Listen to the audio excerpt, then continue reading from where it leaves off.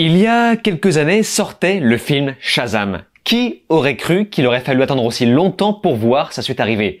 Du moins, si vous souhaitez vraiment la regarder.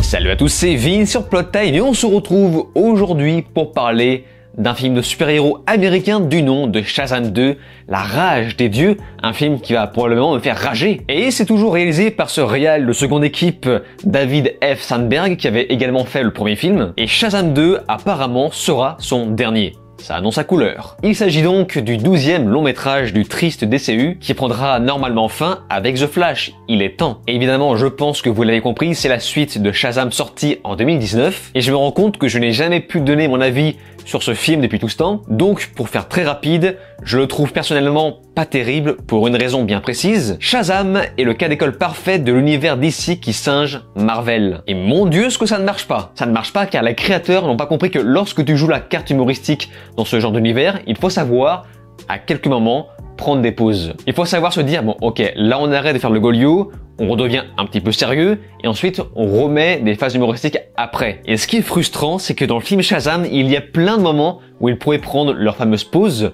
vous savez, des moments un peu plus dramatiques, mais ils ne peuvent pas s'empêcher de tout désamorcer par du LOL insupportable. Comme s'ils n'assumaient pas son statut de film de super-héros. Alors que le sujet abordait parfois des thématiques un peu dures, comme les familles d'accueil. En tout cas, La Rage des Dieux a été développée à partir de 2019, donc l'année même où est sorti le premier film. Et évidemment, vous connaissez la chanson, tous les films qui ont commencé un développement à partir de cette période ont subi des reports de date suite à la pandémie. Mais ça y est, nous y sommes, Shazam 2 est au cinéma, ce nouvel opus est déjà sorti le 17 mars aux États-Unis et a donc déjà eu le droit à quelques retours plutôt mitigé. Sans déconner, je ne suis absolument pas surpris. C'est juste que les gens en ont marre du format super-héros LOL. Ça ne marche plus. Et à partir du moment où Black Adam n'a pas hyper bien marché, il n'y a pas trop de raison que Shazam 2 pète des records. Mais bon, attendons de voir.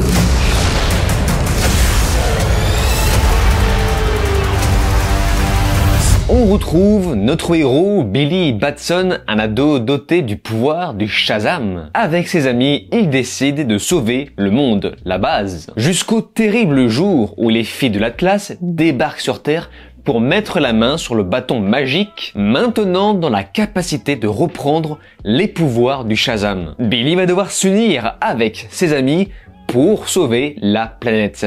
Voilà, parce que j'imagine que Batman, Superman, Wonder Woman dort. Alors je constate que pour une avant-première d'un gros blockbuster dans un gros cinéma, eh bien la salle n'était pas pleine. Ce qui est quand même vachement rare dans ce contexte. Donc je pense que ça annonce la couleur. Bref, maintenant qu'on est dedans, je me permets de me poser quelques questions interdites que je n'aurais jamais posées il y a quelques années. Et vous savez déjà quel genre de questions je vais me poser. Pourquoi y a-t-il de l'ethnicité parmi les dieux? Je veux dire, pourquoi là on a une femme asiatique et pourquoi là on a une femme blanche plus vieille? Qu'est-ce qui fait que ça a été rendu possible dans ce lore? Alors je sais bien que c'est inspiré de la mythologie grecque, même si, je suis désolé, mais il y a quand même plus de cohérence dans la mythologie grecque. Genre il y a des liens d'affiliation, des arbres généalogiques, et je pourrais aussi demander pourquoi les champions se transforment en mannequins qui sortent de chez le coiffeur. Parmi eux, pourquoi une seule meuf porte une jupe, et pourquoi c'est la seule à ne pas changer de visage? Alors oui, avant de vous jeter sur vos claviers, j'ai bien compris que le champion représente en quelque sorte une version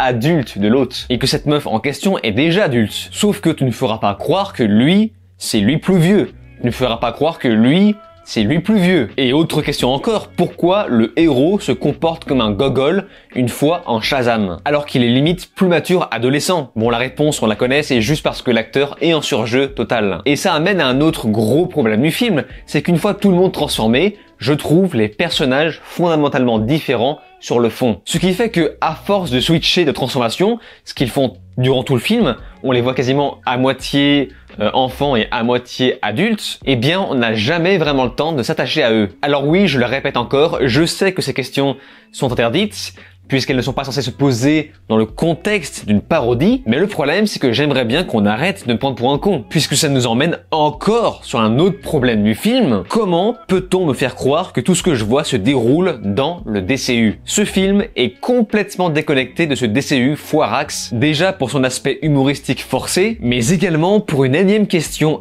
interdite, où est Superman? Comment la Justice League et la Justice Society peuvent-ils être autant aveugles sur les attentats intergalactiques présentés dans cette suite? Et on reparlera de ça dans la partie spoiler. Le film est bourré de clichés dont un qui me sort par les yeux, vraiment je n'en peux plus. En gros dans le film, ils essayent de nous faire croire qu'une mannequin cosmique comme Rachel Zegler est intéressée par le weirdo. Vous savez, le weirdo qui parle comme ça.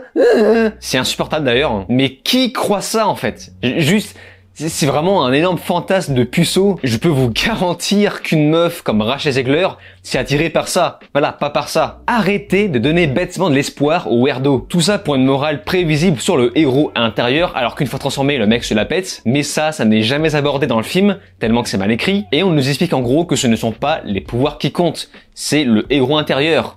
Bah, je suis désolé mon grand, mais si, c'est dans le contexte de ce film, c'est complètement les pouvoirs qui comptent. Ce qui vous sort de la merde tout de long, ce sont les super pouvoirs de vos potes. Je suis désolé, mais pour moi c'est écrit avec les pieds. Et avec ça, la pierre angulaire de Shazam 2, eh bien c'est l'humour, le film se veut drôle, voire même très drôle. Pour ma part, je ne l'ai pas spécialement trouvé très marrant, mais à force de bourrer les blagues toutes les 2 minutes, eh bien logiquement il y a quelques moments où je me suis mis à sourire. Mais d'autres moments où ça devient plus compliqué.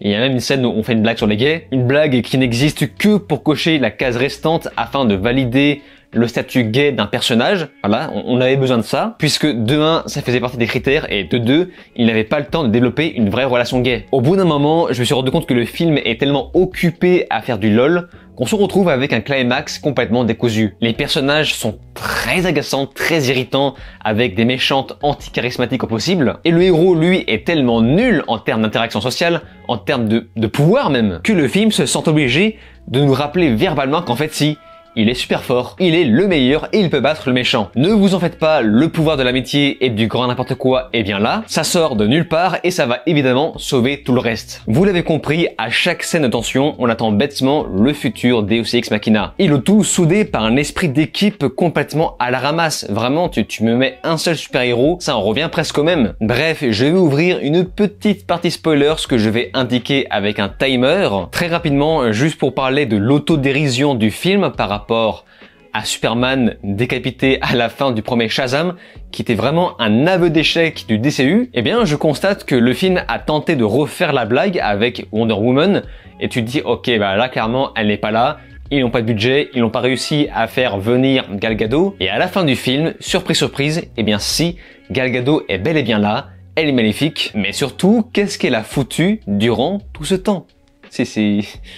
Ok, durant cette scène de fin, tu aurais pu mettre n'importe quel personnage. Elle ne sert à rien. Et je pourrais aussi parler de la scène post-générique à la toute fin du générique. Et bien en fait, il s'agit quasiment de la même fin que celle du premier film. Vous savez, avec l'espèce de mille pattes qui ne sert à rien, et je me demande si ça aussi ce n'est pas de l'autodérision. Puisque finalement, avec cette fin-là, on se retrouve une fois de plus au point de départ. Et à côté de ça, je profite encore de la partie spoilers pour vous parler d'une scène que je trouve un peu douteuse, celle des licornes. Vous savez... lorsque les femmes plantent l'espèce de graine, quand ils plantent leur espèce de pouvoir sur Terre, et bien là on a toutes les créatures de la mythologie grecque qui sortent de la Terre de façon très démoniaque. Il y a une scène que je trouve vraiment bizarre, c'est avec la gamine qui donne des bonbons à des licornes de noir diaboliques. Mais en fait c'est quoi le message derrière ça? C'est quoi le message à part il faut consommer, il faut profiter de notre société complètement cancérigène? Bref, pour moi c'est une scène extrêmement maladroite qui sert une fois de plus à sortir les personnages, je sais pas, du pétrin, ça n'a aucun sens. Fin de la partie spoilers, j'en profite quand même pour dire que, voilà, les effets spéciaux sont très bien faits, notamment une scène que je trouve plutôt jolie avec le pouvoir de, je sais plus comment ça s'appelle, Antea. Elle a un espèce de pouvoir de téléportation où on voit tout le décor se défragmenter autour d'elle. C'est super bien fait. Pour le coup, il y a de bonnes idées de mise en scène pour créer de la sensation. On a aussi de très grosses scènes d'action, un final très épique, mais noyer tout ça dans cet aspect humoristique donne un rendu un peu nanar. Dans l'ensemble, j'ai vu un très bon travail de Yes Man. Ce réalisateur n'a carrément aucune patte artistique, mais on ne lui en demande pas plus. À tel point que je n'ai vu aucune différence avec un Marvel. Pour moi, c'est pareil. C'est le même humour, le même climax, le même type de scène d'action, les mêmes couleurs, bref, c'est pareil. Il y a quand même un truc que je retiens, c'est la musique. Voilà, la musique est sympa, bon, c'est un petit peu générique, mais on sent que le compositeur s'est donné, notamment pour les scènes épiques. Bref, c'était donc Shazam 2, la rage des dieux, et c'est c'était compliqué. Disons que j'ai préféré Black Adam qui lui pourtant n'était pas exceptionnel. Je dirais même plus, j'ai préféré Shazam 1.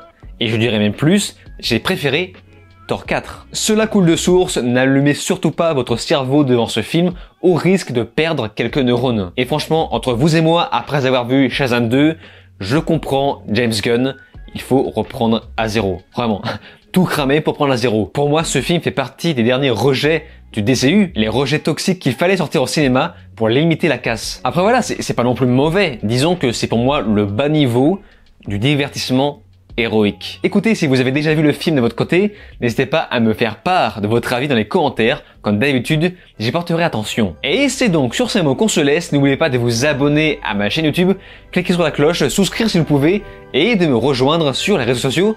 Je vous dis alors ciao et à la prochaine.